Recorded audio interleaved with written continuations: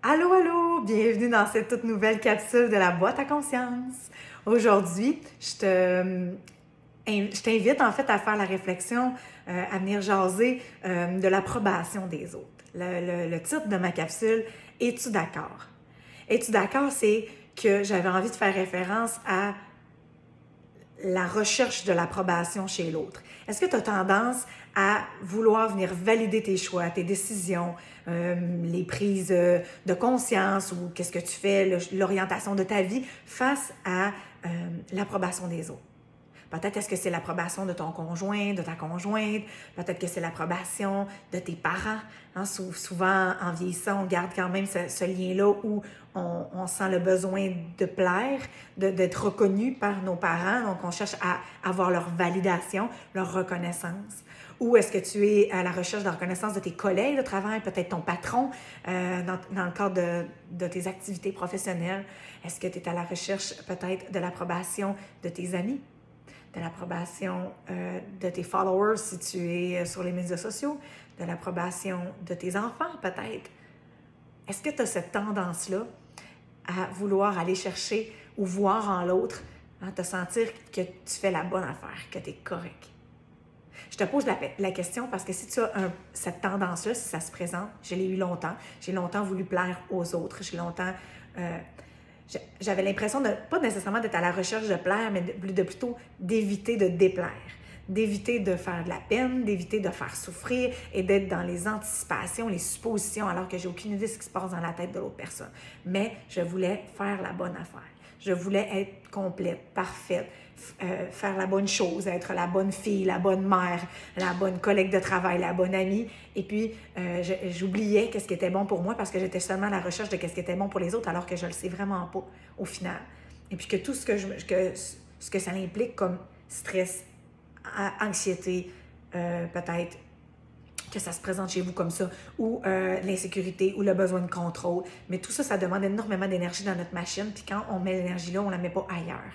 Donc, ce qu'on envoie comme signal à l'univers, c'est qu'on est incomplet, c'est qu'il nous manque quelque chose, qu'on a besoin d'aller valider avec les autres, on a besoin d'aller ailleurs. Et en fait, on devient constamment perdu parce que chacun a sa vérité, chacun a ses opinions, chacun a ses points de vue, chacun est construit de ses croyances limitantes, de ses croyances élevantes.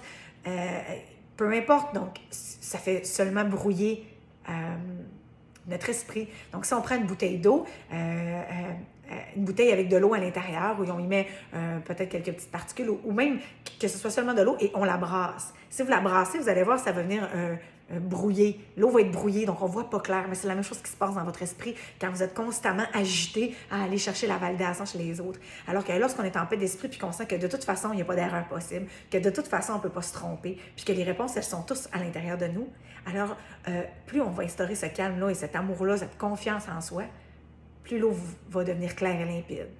Donc, plus les réponses vont être claires et limpides. Parce que lire la vie en soi, elles sont là les réponses.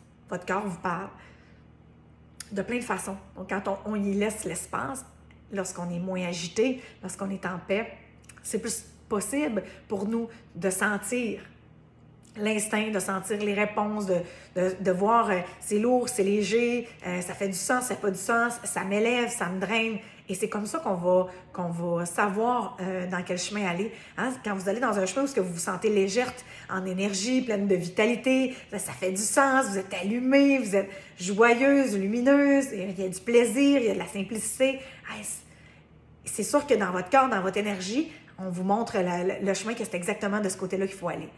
Mais quand on est dans une énergie de lourdeur, où on se sent abattu, où on sent que tout est lourd, que tout est compliqué, qu'on se sent drainé, qu'on perd les étoiles dans nos yeux, qu'on ne trouve plus de sens, qu'on se sent peut-être isolé, éloigné, peu importe, de cette façon-là, notre corps, il nous montre, ça va pas. Hein, tu fais fausse route présentement. Mais la beauté de la chose, c'est qu'on n'est pas brisé. La beauté de la chose, c'est qu'il n'y a pas d'erreur possible. Ou quand on fait un choix, puis le choix nous convient plus ou nous convient pas, mais on a la liberté de faire un autre choix. C'est ça la beauté de la vie, c'est qu'on peut toujours choisir. On peut toujours reprendre une autre direction, faire un changement, apporter ne serait-ce qu'une petite différence dans notre perception, dans notre point de vue, pour faire toute la différence. Mais si j'ai seulement un petit conseil à vous donner, c'est Allez voir à l'intérieur, elles sont où les réponses. Apprenez à vous observer, à lire la vie en vous et à voir qu'est-ce qui est bon pour vous. Parce qu'on est tous différents.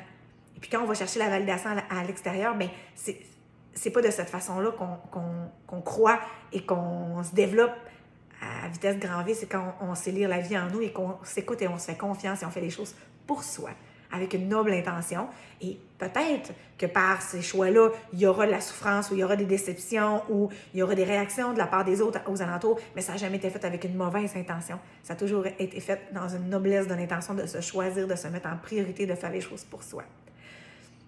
J'espère que cette petite capsule-là vous a peut-être fait prendre une prise de conscience ou peut-être qu'elle vous a été la réponse dont vous aviez besoin aujourd'hui ou peut-être que c'est la réponse pour quelqu'un d'autre. N'hésitez pas à partager, n'hésitez pas à commenter, ça me fait plaisir. Merci d'avoir été là, puis on se retrouve dans une prochaine capsule.